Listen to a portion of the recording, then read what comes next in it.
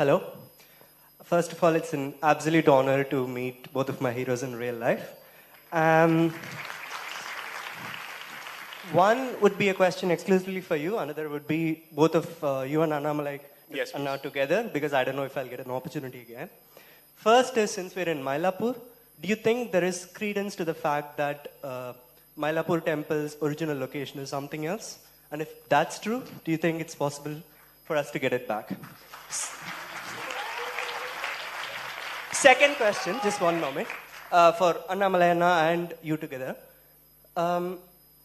As you know, Anna, concurrent list, item 28, is religious endowments. Yeah, got it. Why doesn't the central government, which has the power right now with an absolute majority, enact a law where they bring in temples not just for Tamil Nadu, but for all of India? Since Anna keeps saying that, the first signature would be to remove the HR&C ministry. Right. Thank you so much. So, the temple reclamation question and the temple management question are two different aspects. So let me try and address one of them, and I'll hand it over to Mr. Annamalai. First, when we wanted one, they said nothing doing. Now when we're asking for the other with evidence, they're saying nothing doing.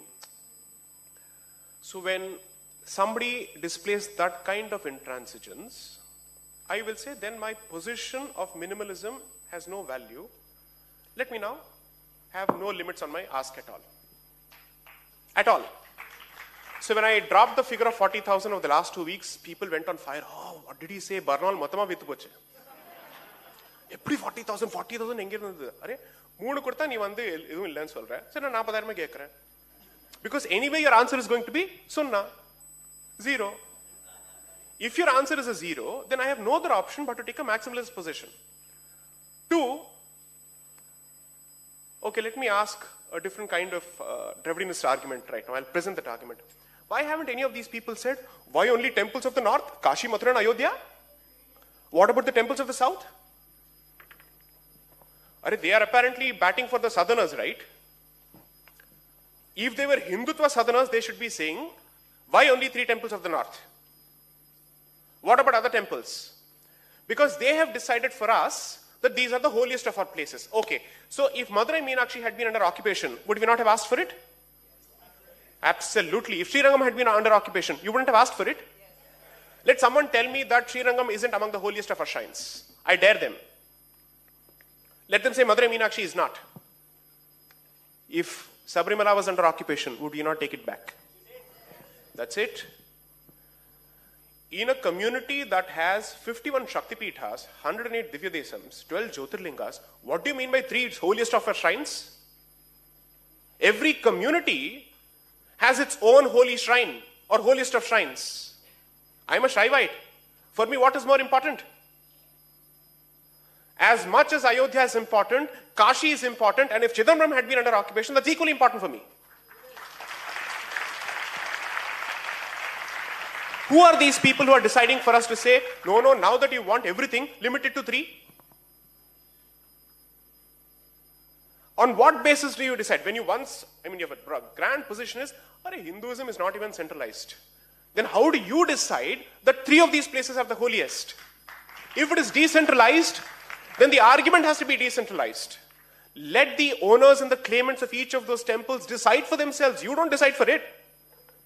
2. When someone says, wouldn't this lead to some kind of a conflict and all that? They said this about 370.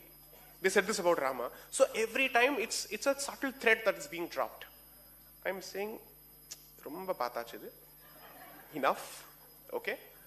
Now this won't work anymore. The community has awakened.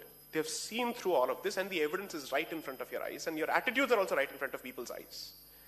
Enough is enough. The Supreme Court basically said that even the occupier for centuries will be given land despite having lost the case. That is the most magnanimous ask that you can get from the highest constitutional court of the country.